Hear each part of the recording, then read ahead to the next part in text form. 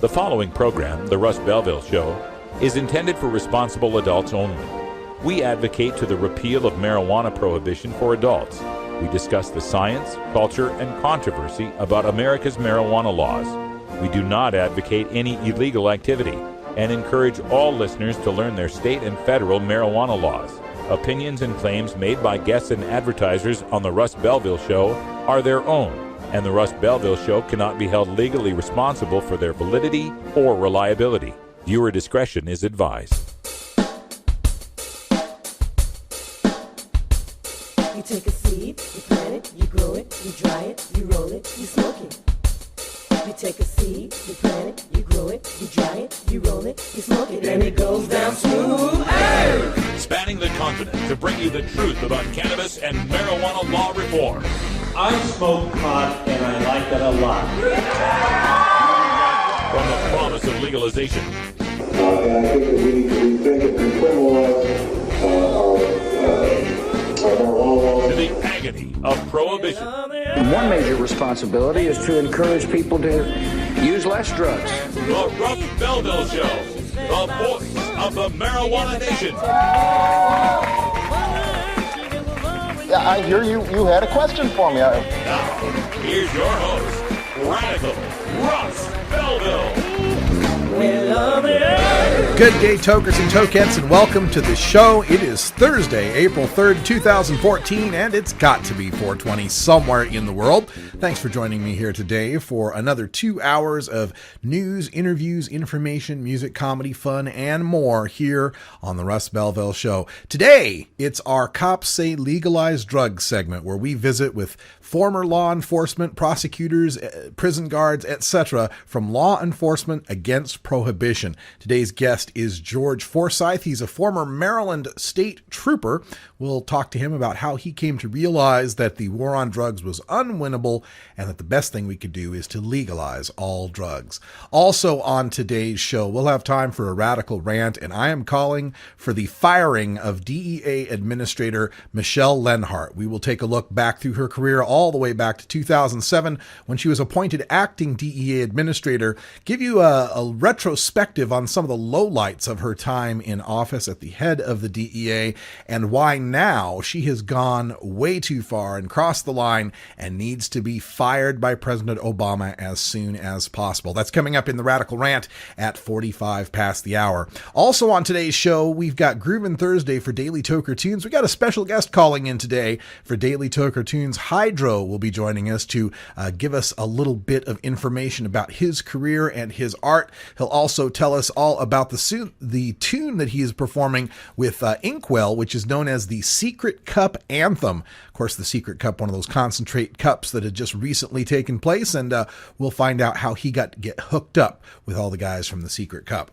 Also on today's show, we'll go behind the headlines where the Oregon State Police is dropping out of an anti-marijuana summit that they were sponsors of. We'll tell you why they've dropped out and give you a little look at the craziness that they do at this private all law enforcement summit against marijuana in the state of Oregon. But before we get to all that, we'll do our 420 radio news. And in the headlines today, we've got Weed Maps and their Times Square ad facing a little difficulty. We've got pot decrim and legalization in Maryland falling by the wayside. Medical marijuana for epilepsy, CBD only for the kids in Illinois. Washington State with a pot shop license lottery coming up.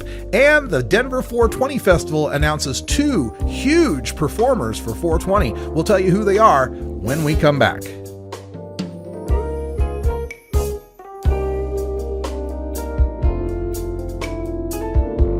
We'll be right back after these messages from our 420 friendly sponsors. Support these advertisers because their ad money goes straight to the Russ Belville Show.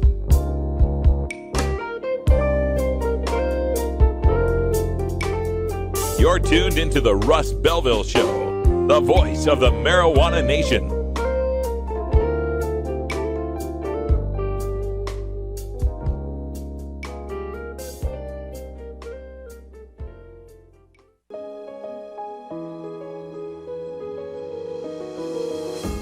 Cannabis Outreach Collective is an alternative health and wellness option located in Gladstone, Oregon, that serves patients in the Portland area and beyond. We are a full-service alternative health and wellness collective accommodating patients with natural, organic, holistic, and homeopathic remedies, nutritional guidance, advice, education, and medical cannabis, fully in accordance with Oregon OMMP law. You can find out more about Cannabis Outreach Collective on Facebook at COC503 or by emailing cannabisoutreachcollective503@gmail.com or by telephone at 503-853-1319. Check out our menu on Weed Maps and visit Cannabis Outreach Collective today. 420 Radio, your ticket to the High Times Cannabis Cups. When you are starting up a medical cannabis business, you don't just want any attorney. You want a fired-up lawyer who understands the needs of cannabis consumers. The law office of Lauren Vasquez is your fired-up lawyer for the cannabis industry. Lauren Vasquez knows the details of California marijuana law from both a personal and professional angle. Lauren Vasquez rose from the ranks of college normal activist to become one of the Bay Area's best marijuana lawyers.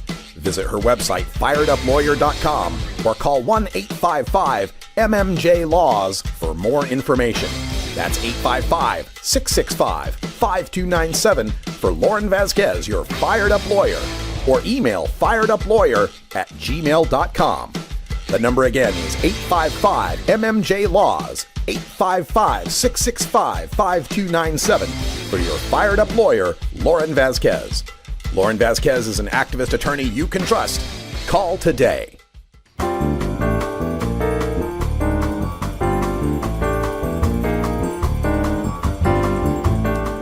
This is your 420 Radio News for Thursday, April 3rd, 2014. I'm Russ Belville. Times Square pro-legalization marijuana ad debut delayed by CBS from Mashable.com.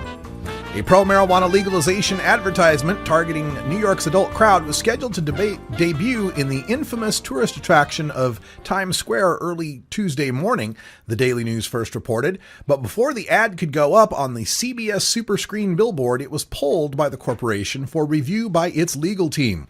Weedmap CEO Justin Hartfield told Mashable, quote, "I was surprised but not shocked. The creative was really tame, especially by our standards," end quote. The ad was purchased by Weedmaps, a medical marijuana review site where patients can post their accounts of anything from local dispensaries to doctors.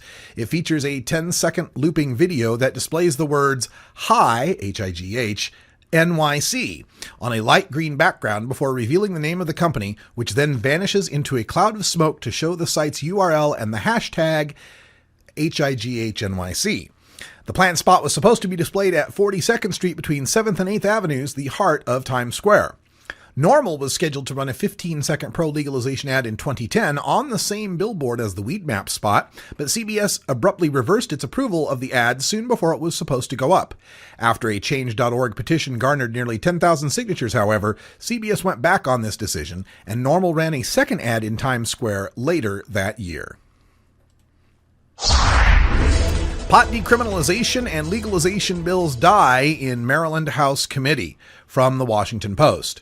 A committee in Maryland's House of Delegates on Wednesday killed legislation that would have legalized or decriminalized the use of marijuana in the state, choosing instead to form a task force to study the issue. The only major initiative on marijuana still alive in the General Assembly is a bill to revise the state's medical marijuana law to make the drug more accessible to patients.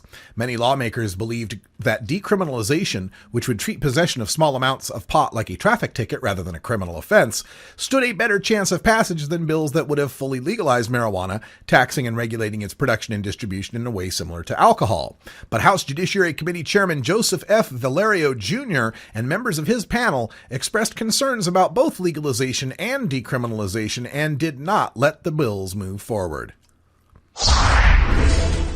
Medical marijuana for epilepsy in Illinois, from the Chicago Tribune.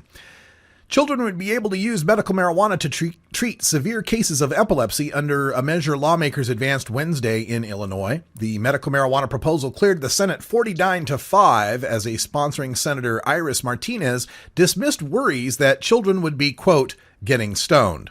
The Chicago Democrat said the oil part of the cannabis plant that's been helpful to children contains little to no THC, the element often associated with getting high.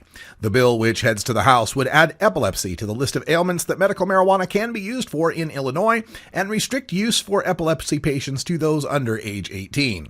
Medical marijuana was approved by lawmakers last year for numerous ailments, but it is not expected to be available to the public until 2015. Martinez said she took the issue up after receiving a letter from a mother who moved to Colorado with her child so he could receive medical marijuana to treat his seizures.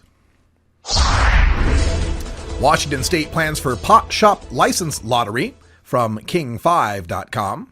Washington State will hold lotteries this month for its coveted legal marijuana retail licenses. The Washington State Liquor Control Board on Wednesday adopted a plan for the lotteries, which will be held for any cities or counties where there are more pot shop applicants than licenses allotted. The board says the lotteries, to be held April 21st through 25th, will be double-blind to ensure security, and the board itself will play no role in picking the winners. Instead, a random order will be generated by Washington State University with the assistance of the accounting firm for the Washington Lottery. The winners will be given priority in the issuance of licenses, but they'll still have to pass financial investigations and meet other requirements. The first retail sales are expected to begin in July. Originally, more than 2,100 people filed for the state's 334 retail licenses. With Pot Legal Festival trying to go mainstream from ABC News, organizers of Denver's annual April 20th Marijuana Festival on Wednesday announced that rapper B.O.B. and singer Wyclef Jean will headline the event as they try to draw a big post-legalization crowd and shake the memory of last year's event, which was marred by a still unsolved shooting.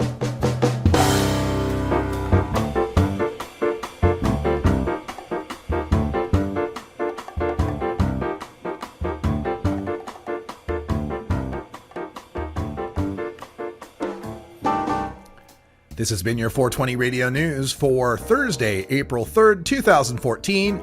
I'm Russ Belville.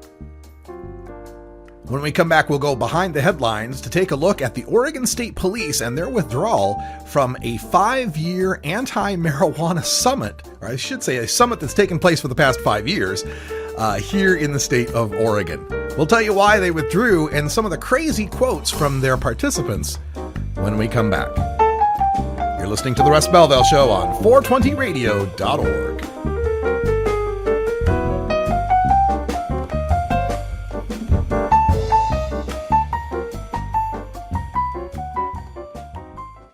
Hey, tokers and tokettes, Radical Russ here to introduce you to my friend Matt and all the staff at Lush LED Lighting.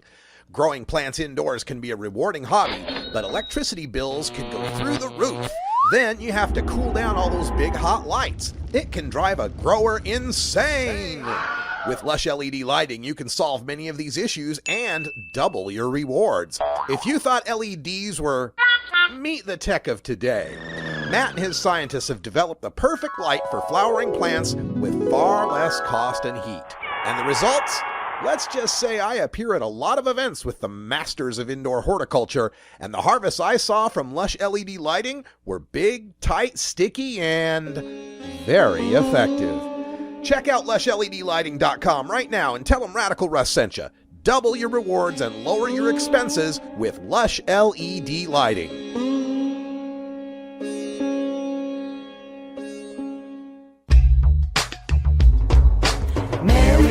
Marijuana, do you wanna? Mary, do you wanna tonight? As marijuana goes mainstream, you need to be armed with the facts. Nobody can teach you better than Dr. Mitch Earlywine, Ph.D. You may know Dr. Mitch from his column in High Times magazine or his weekly appearance on The Russ Belville Show. Dr. Mitch is also the author of some of the best books on marijuana science, culture, history, and health, including Understanding Marijuana, Parents' Guide to Marijuana, Pot Politics, and more. Visit Amazon.com and search for Mitch Earlywine, that's EARLEYWINE, and order your books today. You can also contact Dr. Mitch by email at 420research@gmail.com.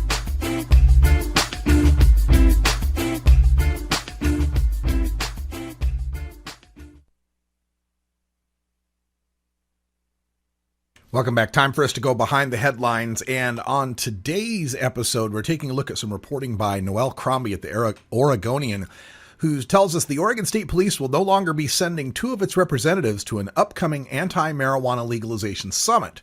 Lieutenant Greg Hastings, a spokesperson for Oregon State Police, said that State Police Superintendent Richard Evans Jr. canceled the appearances by 2 sergeants at the 5th Annual Oregon Summit, Impacts of Marijuana, that'll be held April 15th and 16th. This annual anti-marijuana scare rally is produced by Shirley Morgan of the Fort Hood Coalition Against Drug Crime, whose fiscal agent is the Florida-based Drug Free America Foundation, founded by Mel and Betty Sembler from the ashes of their convicted teen-abusing, false-imprisoning drug rehab Straight Inc. The event is invitation only. No members of the public or media may attend. Sergeant Walt Markey had been scheduled to speak on the impacts of the Oregon medical marijuana program. Sergeant Markey works in Josephine County in Southern Oregon, and the conference brochure describes him as a career law enforcement official who, quote, has been recognized several times for his success, end quote, and as a leader who helped produce, quote, a dramatic increase in seizures. Sergeant Eric Fisher had also been scheduled to speak on the impacts to property and is listed as a drug enforcement program sergeant. Oregon State Police had been listed as a sponsor of this summit, but Lieutenant Hastings said its sponsorship consisted only of sending the 2 sergeants to speak. There was no promotion by or financial sponsorship from the Oregon State Police, according to Lieutenant Hastings. Thus, it would seem the Oregon State Police are no longer sponsoring the event.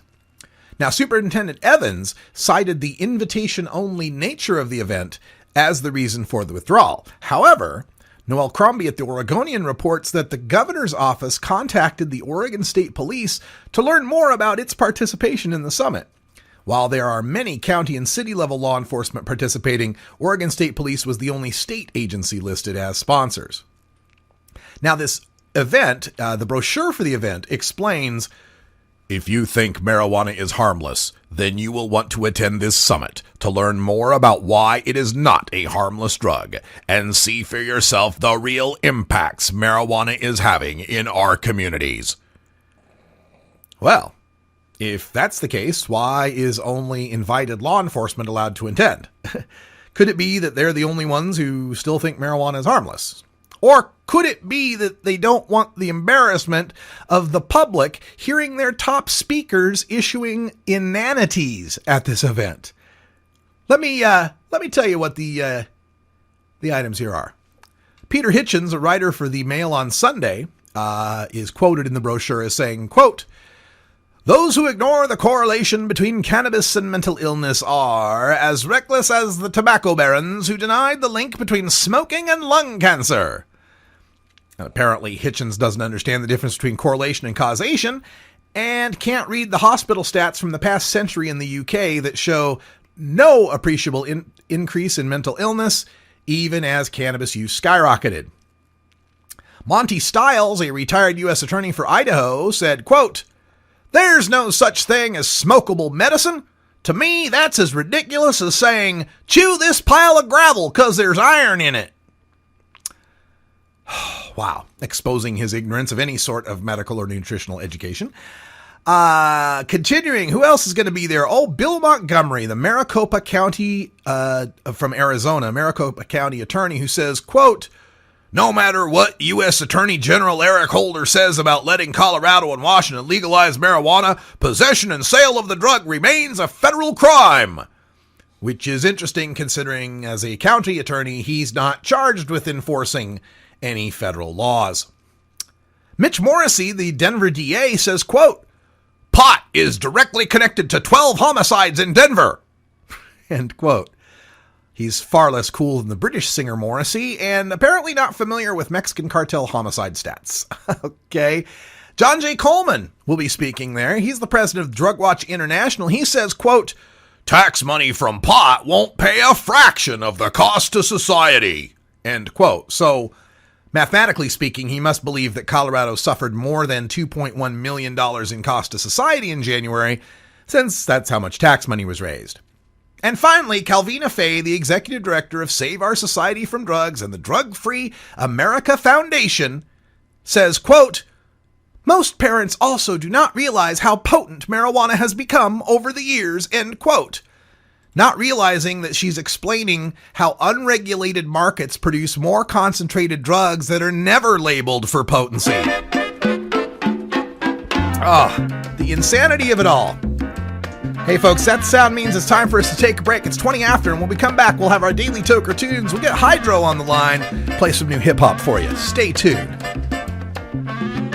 Oh, have you ever met that funny reefer man? A reefer man.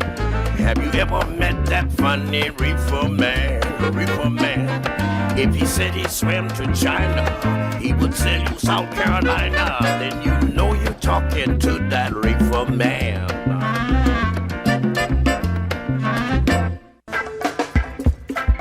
I'm Sub Cool from Team Green Avenger. At TGAgenetics.com, we are working on the leading edge of medical strains. Our strains are rigorously tested for THC, CBD, THCV, and other critical cannabinoids. Know your grow. Check out our genetic diversity at TGAgenetics.com, the home of Jelly Bean, Jack the Ripper, Vortex, and other award-winning cannabis strains.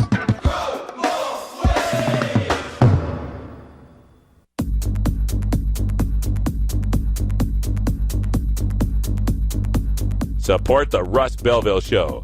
Text the word Russ to 420-420 and connect with the National Cannabis Coalition. You can also send $10 to the Russ Belville Show right from your smartphone. That's Russ to 420-420. You're listening to Radical Russ on the Russ Belville Show.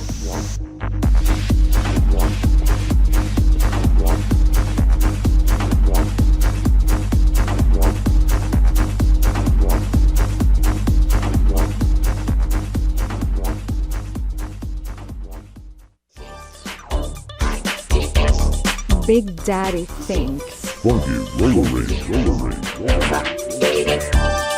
Oh yeah, this is Big Daddy, and I'll be your freakazoid every Thursday night, right here at the Funky Roller Ring. Funky Roller Ring. 11 Eastern, 8 Pacific, only on RadicalRuss.com.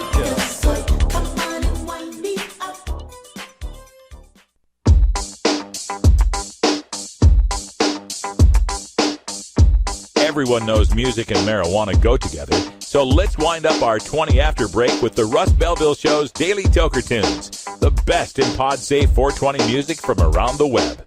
Today is Groovin' Thursday, featuring rap, hip-hop, soul, and funk music. Now, sit back and enjoy your Daily Toker Tune. Welcome back, everybody. It's 23 after the hour, and joining us on the telephone, we got Hydro on the line. How you doing, Hydro? Hello, Hydro, are you there? Oh, hell. Let's try this again. We'll try and reach out to Hydro, see if we can get him on the line. Now, this is kind of cool because I go to all these different events across the country, and at a lot of them, I have different artists that'll approach me at the desk. You know, they'll have a CD that they're passing around, trying to get people interested in it, and they'll stop by, drop off the CD, and I'm like, hell, why don't we just call you into the show one of these days? You can be a part of the show. So let's see if we got Hydro on the line. Are you there, Hydro? Hey. Hey, good to hear from you. How are you doing?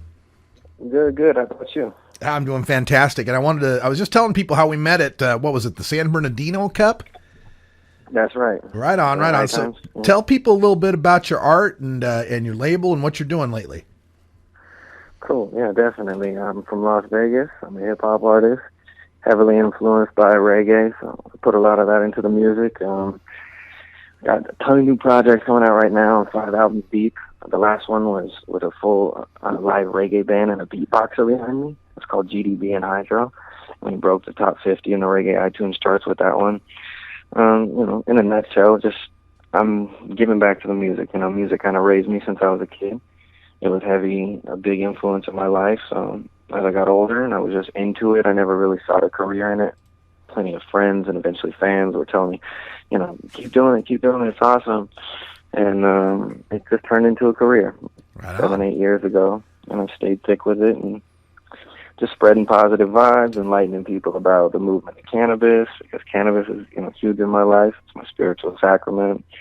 It's so many great things as to many of your listeners. I'm sure that benefit from it as well. That's excellent. And the tune we have today is the Secret Cup Anthem, and it's you and collaboration here with Inkwell. How did you meet up with Inkwell, and how did you guys get to do the Secret Cup Anthem? Yeah, well, the Secret Cup Anthem came about, shout out to Dub Glassworks, actually Isaac and the whole crew there are good buddies of mine. I hit up Isaac when I was in Denver looking for some proper concentrate, and he mentioned Top Shelf and as well as Nicotine Solventless, which I'd heard about both of them in Vegas, the word spread and stuff. I ended up linking up with Dan and, got some of that amazing medicine, talked with him about the shows that he was throwing and he had going on. It was when he was really just getting the cups, rocking and starting. And he asked if I'd ever want to come out and do one. So I came out, I did one. I was blown away with the whole scene, getting more and more into concentrate myself. He asked me if I wanted to do like a song for it, and I said definitely. It only made sense to do like a song specifically for it, like everything that I had experienced at the Cup, all the people I had met, just so many new friends and good vibes. So I wrote 2 verses as well as the hook, and I went out to the finals. And actually, it might not have been the finals. I might be wrong, but I went out to one of the ones in Denver. Might have been right before the finals. And I got the last verse with my experiences of that trip, basically. So I put together a really solid last verse, which capped everything off. Dan loved it. Inkwell is a buddy of mine that I've been making music with for quite a while. He did the song High with me. He produced one of my favorite songs of all time, the Jack Hare tribute, which I had written for years prior to meeting Inkwell, and I never had a producer to really make it what it needed to be. And once I met with Inkwell, it just made sense. He was doing some of my other music. He loved the lyrics of the song, and he wanted to take the project on, and he went above and beyond creating something even better than I imagined for the song. This is what it really needed. It's a 6-minute long song all about Jack's book, The Emperor Wears No Clothes, and just the impact that it made on my life when I read it. And, I knew that he would be the one to approach with the Secret Cup Anthem because it meant a lot to me too. I wanted to really give back to Dan and all that he had did for me, bringing me out to the Cup and so many new friends and fans. So that's cool. Inkwell, again, just put the icing on the cake and made an amazing track. I put him as actually Hydro and Inkwell on the song because he also made the music video. Cool. So he's a very, very talented guy.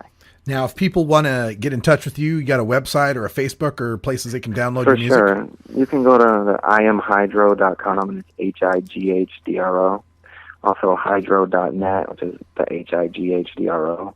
I'm on Facebook. I'm on Twitter at same thing, HIGHDRO. So the name is kind of funny how it came about. I like I said, falling into music, it was never anything I directly wanted to do. Friends of mine got me into doing features, and it just built, and they kind of gave me that name. My name was always Joe Dro, people would call me. So then it ended up just building. He was like, you should call yourself Hydro, because you're always like trying to take things to the next level, and you're about the cannabis and shit, and your name's already Dro, so it'd be a perfect infusion. And I thought it was kind of dumb at first, but it just kind of grew on me and eventually manifested into where I am today. There's no turning back. All right. Well, check out HIGHDRO out there on the social networks and IamHydro.com out there. Thanks so much for calling in, Hydro. Appreciate you giving us some music for today. I really appreciate you having me on. Thank you, and have a blessed day. All right. All right. Peace.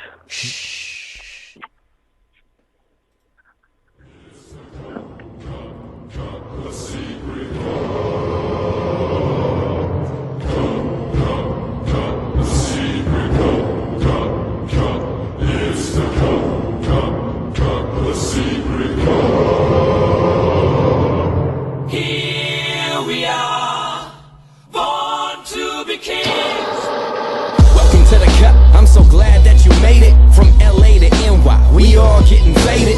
All across the nation, tell me who got the best. The top shelf extracts, I won't settle for the rest. No, it's gotta be that proper. Give me high as helicopters. Chest thumping like a chopper, coughing like I need a doctor. Talking slow like a mobster, leaning low in my chair. Thinking, what should I hit next? Could get high off the air. Dabbing with the judges, extract extraordinaire. Tangy to the T.I. Terps got them well aware.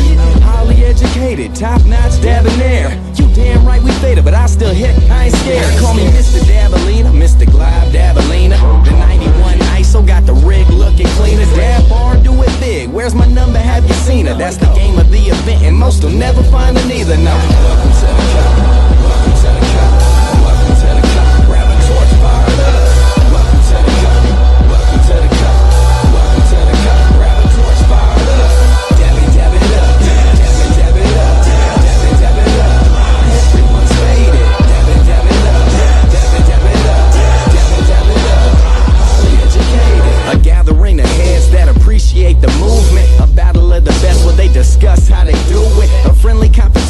see who will take the belt, the title of the champ, and the #1 melt. So you think you got that fire? Put your Earl on the line, but don't come looking like SF #9. From the oil to the butter to the tasty proper wax, I love it all. Crumble, shatter, and a snap. From the garden to a lab, first a nug, then a slab. Now it's silicone jars, no more Ziploc bags. Taking dab after dab, cause it tastes so good. Taz told me let it puddle, now I got it understood. Let the nail cool down, slap the car cap on. Mini rigs, emails, no more 5-foot bongs. So many dads, my head's spinning, I'm like, when will it end? Oh snap, 710, time to do it again. Come on! Welcome to the cup, welcome to the cup, welcome to the cup. Grab a torch, fire it up. Welcome to the cup, welcome to the cup, welcome to the cup. Grab a torch, fire it up. Dab it up, dab it, dab it up, dab it up. Everyone's faded. Dab it up, dab it up, dab it up. Can't be a hash, make a bragging without your shadow dragon. Plenty ride up on the boat, yeah, but who's gonna be the captain? Like emerge when he dabbing, He-Man slab snapping, an alien, your waves re-end, torch creating savage. Compete, that'll tell you who stands out from the rest. Don't run your mouth, run a batch, and put it to the test. Yeah, your patience would prefer to know whose product is the best. So patience when you purge, because perfection is the quest. Analyze the analytics, they say numbers never lie. They got me high as tightrope gymnast, flipping blind through the sky. But I'm cool, calm, collected, no, this ain't my first ride. The feast will turn an anorexic to a fat guy. If not, Fugal do the trick, yeah, the after party live. Weed maps, rig rags, HETI. Dope rigs, this is new age dab life. 17 is 420, no longer got us high. Welcome to the cup, welcome to the cup, welcome to the cup. Grab a torch, fire it up. Welcome to the cup, welcome to the cup, welcome to the cup. Grab a torch, fire it up. Dab it up, dab it, dab it up, dab it up. Everyone's faded. Dab it up, dab it up, dab it up. Highly educated.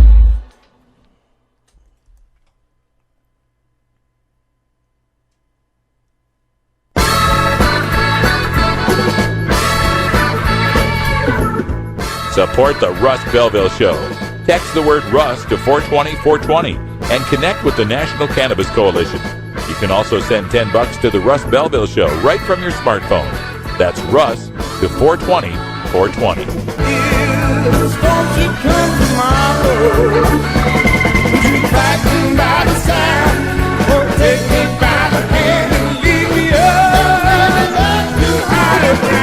You're listening to Radical Russ on the Russ Belville Show.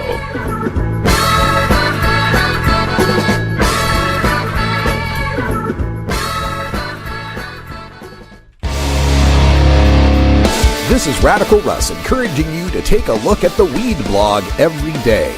Johnny Green and the staff at the Weed Blog are on top of all the latest developments in the fight to end marijuana prohibition nationwide.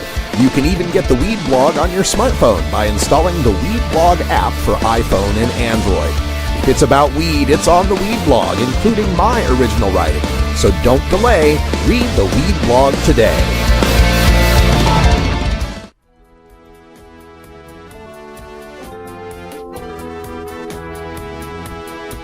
.420 Radio is 24-hour marijuana legalization radio. Check out our primetime lineup every weekday.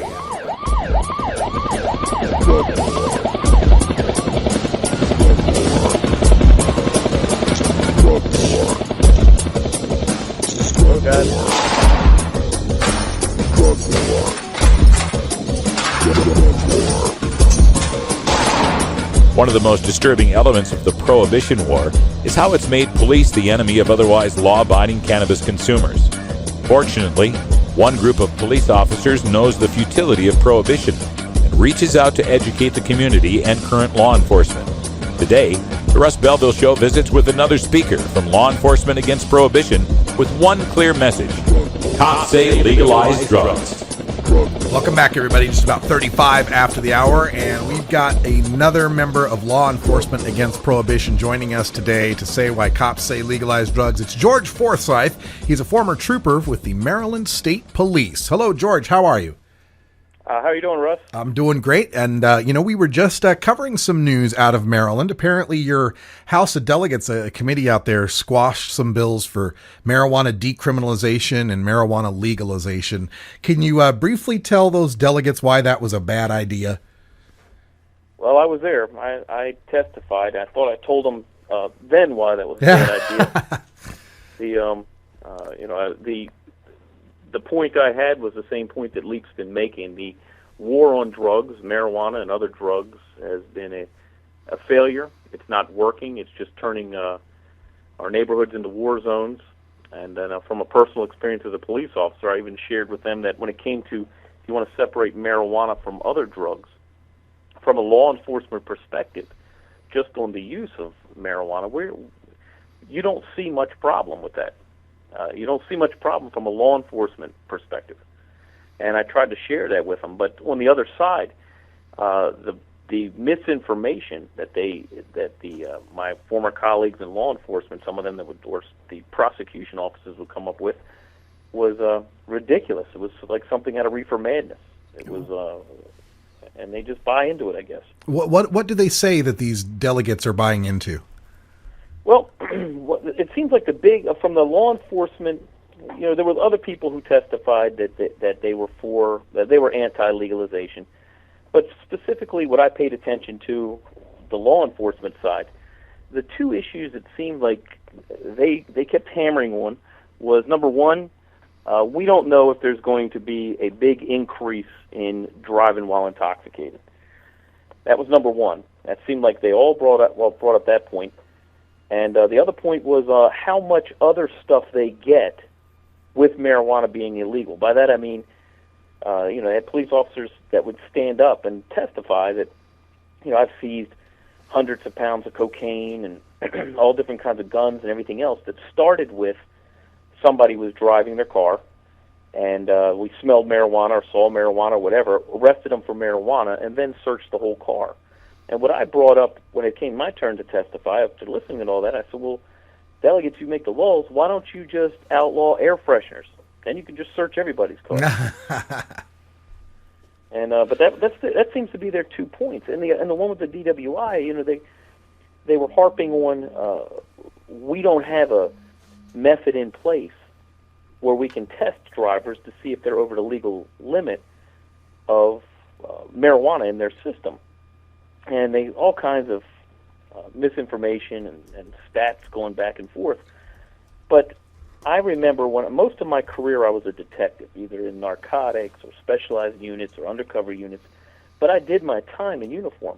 And even way back then, back in the 80s, every now and then I would arrest somebody who was obviously driving under the influence of drugs. I can recall one on PCP one time. I can recall one that was on heroin.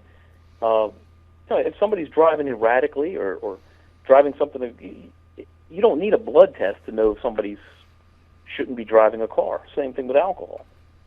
But those were the 2 points. There was a few other little points, but those were the two big ones that law enforcement, that they said was their reasoning for wanting marijuana to remain illegal.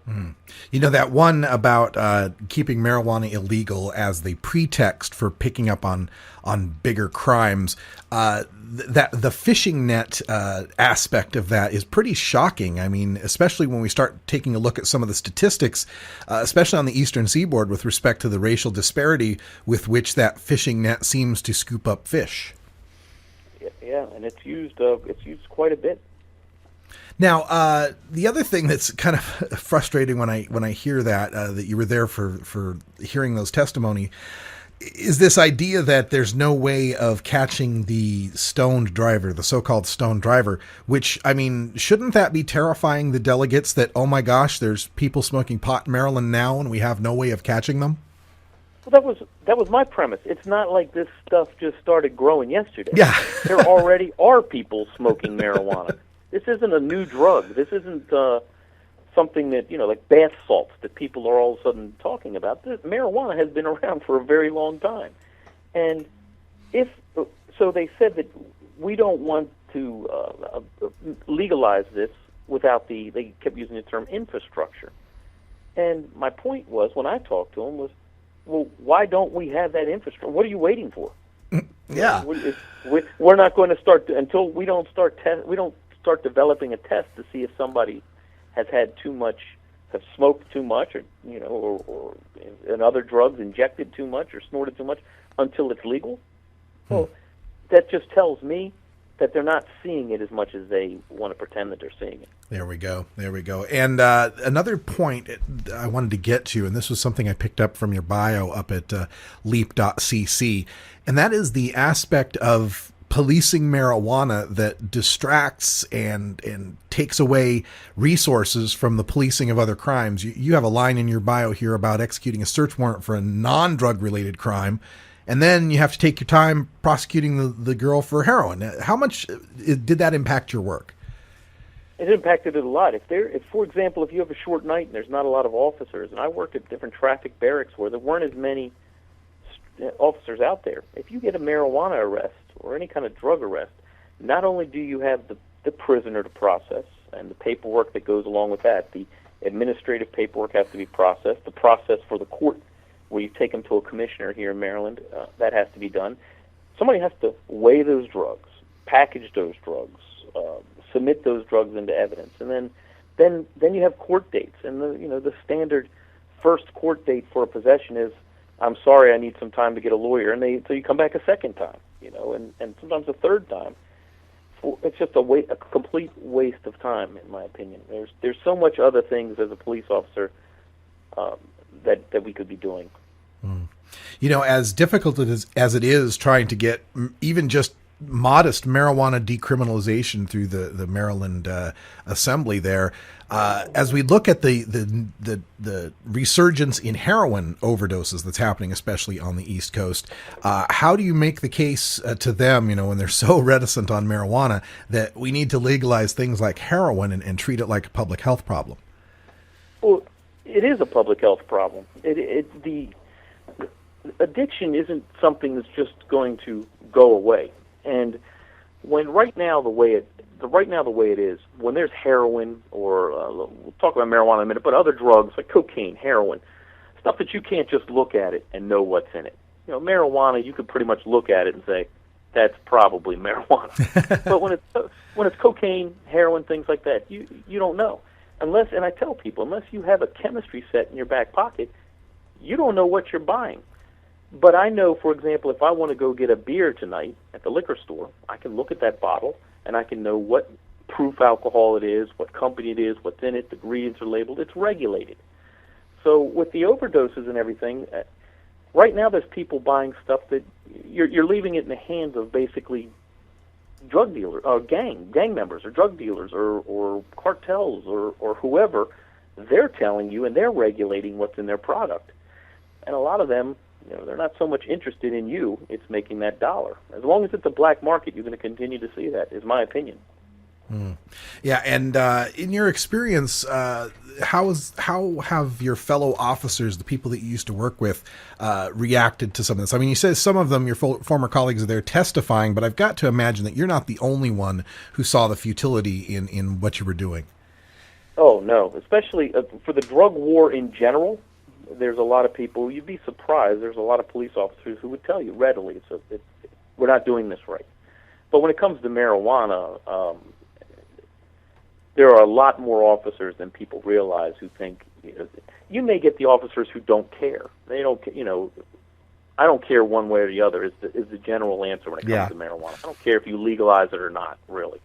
There's some that are pro-legalization. Most of them are a general, if you tell me what to enforce, I'll go enforce it. I don't care if it's legal or not. And then there were some that were testifying that are, and I trust me, I have my fair share of debates and conversations with former colleagues of mine and friends of mine and what we call brothers behind the badge, and there's quite a few of them are adamant about keeping it illegal. I've even been called a hippie a couple of times. Well, you do have more hair than I do, but that's not saying much. George, I've seen your pictures. That may be true. Yeah. George Forsythe is a former trooper with the Maryland State Police. We want to remind you, if you want to book a speaker like George in your area, Law Enforcement Against Prohibition can help you out. Contact Darby at leap.cc, leap.cc. Go on the website, check out their speakers bureau. You can get a fine speaker like George or another one to come out and tell you why cops say legalize drugs. One closing point I wanted to get to, I noticed in your bio a mention of your father dying of complications from late-stage alcoholism. My father was an alcoholic as well. Fortunately, got treatment back in like 1980, been clean and sober since. But that seems to be one of the things our opponents will say is, well, we already have 2 terrible drugs with alcohol and tobacco. Why would we want to add a third one? Can you explain why alcohol maybe might not be the right comparison when we're talking about this issue? Well, from a law enforcement perspective, and I think across the board you would hear this, if you got anybody who wants to sit down and be honest with you, alcohol, from a law enforcement perspective, is much more problematic. Let's just take DWIs out of it. Let's just throw that to the side, and let's put in the guy who comes home drunk, and he's angry, and he fights with his wife, the domestics, the fist fights, the people passing out drunk, the rapes, when it comes to the use of alcohol compared to use of marijuana. And it reminds me of a point at when I testified, one of the officers showed a video of, we want to show you what it can be like if marijuana was legalized. And they showed a hemp fest from somewhere. I don't know where it was, but it was a hemp fest. They interviewed these kids, and they walked around. Well, but when I say kids, I'm a little bit older. These guys were like college age. So they're talking to these guys, and they're smoking marijuana, answering their questions. And they said at the end of playing their video that this is what you're going to see all over Maryland if you legalize it. And I couldn't help but think, as an older police officer, if you told me you got 2 choices to work tonight, you can work the Preakness infield party or the college beer bash outdoor beer garden, or I could work the hemp fest with those kids I saw in that video, I would take the hemp fest every time. I didn't see any police walking around. I didn't see any fist fights. I didn't see any people throwing up all over the ground and tearing stuff up, and that you see a lot of times at that, especially that age group, when there's a lot of drinking. So from a law enforcement aspect, the use of marijuana when it comes to those kind of problems, there is literally no comparison. So, and matter of fact, I was a hostage negotiator also for about 15 years. Never saw a marijuana suicide, a person standing on top of a roof saying they can fly because they're high on marijuana, or anything else. I just didn't see anything like that. And if they're honest, they'll say the same thing. That's so good to hear, coming from a law enforcement perspective like yours. Thank you so much for joining us. George Forsythe from Law Enforcement Against Prohibition, and good luck to you, sir. Thank you very much, Russ. Have a good rest of the night. All right, you too. They make some good cops in Maryland, don't they? Hey, when we come back, we're going to talk about a bad cop, Michelle Lenhart, the head of the DEA, and why she needs to go now. Stay tuned. We'll be right back after these messages from our 420 friendly sponsors. Support these advertisers because their ad money goes straight to the Russ Belville Show. You're tuned into the Russ Belville Show, the voice of the marijuana nation.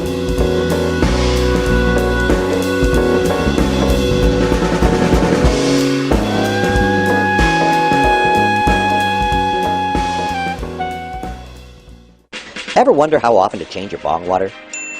The most effective method for baking pot brownies? The best destinations for a ganja getaway? How to hide herb in your car?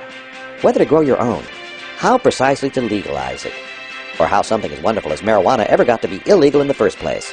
Finally, you can find all these answers and much more in the official High Times Pot Smoker's Handbook, featuring 420 things to do when you're stoned. Since 1974, High Times Magazine has covered marijuana in all its aspects and wonders, from cultivation to legalization to the herb's enduring and exalted place in popular culture. Packed with inside information, the official High Times Pot Smoker's Handbook rolls all of this collected wisdom together into a single indispensable ganja guide, including an entertaining look at marijuana's history, profiles of herb-friendly travel destinations and festivals, favorite potluck recipes from the High Times staff, smoking skills, advocacy and activism, essential marijuana movies and songs, profiles of famous cannabis strains, comprehensive growing information, celebrity endorsements, and much more. This is truly, finally, the ultimate guide to green living.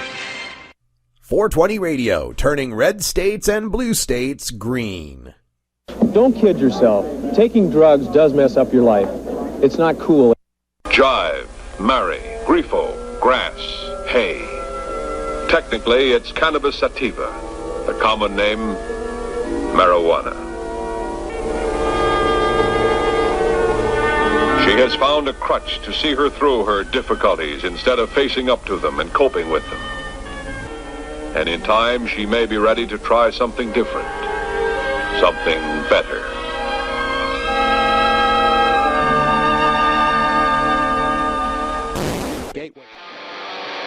You want answers? I'm as mad as hell, and I'm not going to take this anymore! You want answers? You have offended my family. I think I'm entitled. You want answers? I want the truth! And you have offended a Shaolin temple. You can't handle the truth! Surely you can't be serious. I am serious. And don't call me Shirley. Radical Rant. You know, I did an April Fool's bit the other day about President Obama getting caught smoking crack in the Oval Office. Not crack, but dabs, actually. They said it was crack, but he said it was dabs, and it was just a joke. But, man, given the events of the past couple of days, I got to think that President Obama must be smoking some dabs, because he's one mellow mofo compared to how I would be if I had someone serving under me acting like DEA Administrator Michelle Lenhart. Let me just put you into a state of mind here. Imagine that your old boss left your company and a new boss is going to take over, okay? And your job is to handle the sales department. And frankly, you're pretty lousy at it. You're a lousy sales manager. And not only has the company lost millions of dollars over your tenure, but some of your mistakes actually led to the deaths of people, which you then tried to spin as the fault of your competitors. And when your new boss tries to ask you questions about company sales, you don't really answer the questions. You give them a bunch of non-answers to hide your incompetence. And then, as the new boss is giving an address to the whole company, as he explains how he set a new course for the company, you stand up in the middle of it all, point to your new boss and shout, "You're a terrible boss. Your ideas are lousy, and my department is going to fight to make sure your projects fail." So, how long do you think you'd have that job? Well, if the job is administrator of the DEA and your name is Michelle Lenhart, you'd be going on 7 years now with no sign of being fired. President Obama, please. This girl's punking you out. Michelle Lenhart took over for Karen Tandy when she resigned as the DEA administrator during the Bush administration back in 2007. When Barack Obama won the presidency in 2008, he kept her on as acting administrator of the DEA. That was something that shocked me too when Obama got elected. When it came to war, he kept Republicans in charge. War on drugs, Michelle Lenhart. Defense Department, he kept Bush's guy. Anyway, in 2010, after she'd been doing this job as acting administrator for 2 years, President Obama nominated her for the administrator job, which the Senate confirmed unanimously by voice vote. Since then, Lenhart's made headlines for her awful gaffes and the mule-headed dedication she shows to absolute marijuana prohibition. Let me regale you with just a few examples. In 2011, the Washington Post reported on the spike in homicide in northern Mexico. The story related how in 2009, there were over 1,180 children killed in drug-related violence. Michelle Lenhart's reaction to the slaughtered Mexican children was saying that while it, quote, may seem contradictory, the unfortunate level of violence is a sign of success in the fight against drugs, end quote. Yeah, right. Can't win a drug war without 1,000 or more dead kids, huh, Michelle? When you're the DEA administrator, and this is really the core of the problem, you're constrained by statute to oppose the legalization of any drug in Schedule 1. And that designation includes heroin, LSD, PCP, peyote, and incorrectly cannabis. And it represents drugs with a high potential for abuse, no medical use, and no safe use under medical supervision. So the fact that cannabis remains in a schedule with no medical value, while Schedule 2 drugs like methamphetamine and cocaine can be prescribed for medical use, Well, that's just insane. And that's why Michelle Lenhart ends up sounding so insane. In fact, in 2012, she was being grilled in Congress by Representative Jared Polis of Colorado and Representative Steve Cohen from Tennessee. Let me read to you some of that transcript. Representative Polis asks, "Is crack worse for a person than marijuana?" Lenhart responds, "I believe all illegal drugs are bad." "Is methamphetamine worse for somebody's health than marijuana?" "I don't think any illegal drug is good." "Is heroin worse for someone's health than marijuana?" Again, all drugs, it's either yes, no, or I don't know. If you don't know, you can look this up. You should know as the chief administrator for the Drug Enforcement Agency. Is heroin worse for someone's health than marijuana? So that was Representative Polis's questions, and then Representative Cohen didn't get much more of a response. Representative Cohen asked, "Would you agree that marijuana causes less harm to individuals than meth, crack, cocaine, and heroin?" Lenhart responds, "As a former police officer, as a 32-year DEA agent, I can tell you that I think marijuana is an insidious drug." "That's not the question I asked you, ma'am. Does marijuana cause less damage to the American society and to individuals than meth, crack, cocaine, and heroin? Does it make people have to kill to get their fix?" "I can tell you that more teens enter treatment for..." "Can you answer my question?" That was 2012. Obama didn't fire her then either. Then this year, in January, Michelle Lenhart was speaking to a national gathering of sheriffs. She slammed the Obama administration's tolerance of Colorado and Washington legalization. According to one sheriff in attendance, quote, "She said her lowest point in 33 years in the DEA was when she learned they'd flown a hemp flag over the Capitol on July 4th. End quote. Worst point, lowest point, 33 years in the DEA, a hemp flag over the Capitol. Not the tens of thousands of dead Mexicans, not the resurgent overdose deaths from heroin, not the prescription drug overdose epidemic, but a hemp flag, like the ones our founding fathers flew, like the ones that flew over the Capitol all the way up until World War II and beyond. That was her lowest point in 33 years. And according to the sheriff who spoke to the Boston Herald about the closed-door event, Lenhart was angry that President Obama said that marijuana was no more harmful than alcohol. Quote, "She said she felt the administration didn't understand the science enough to make those kind of statements." End quote. And if a hemp flag drew her ire, what else got her prohibition panties in a bunch? Quote, "She was particularly frustrated with the fact that, according to her, the White House participated in a softball game with a pro-legalization group." End quote. Well, she's probably even more frustrated that in the past 2 years, the White House has been beaten by the legalizers by scores of 25-3 and 5-2. But now Lenhart has gone even further beyond what most employers would tolerate from their managers. In a hearing this week for the DEA's budget, Lenhart repeatedly criticized her boss's policy toward marijuana legalization.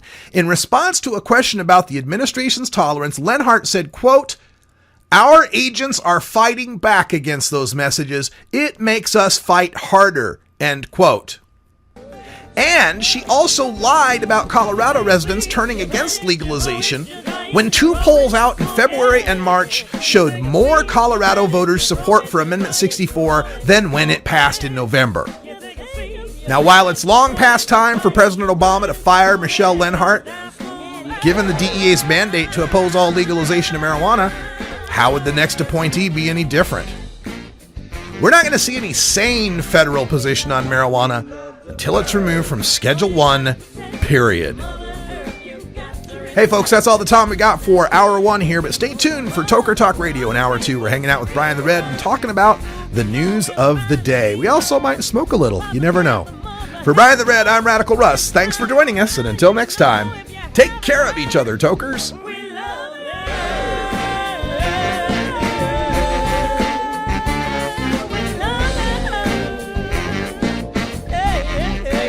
This is the Russ Belville Show.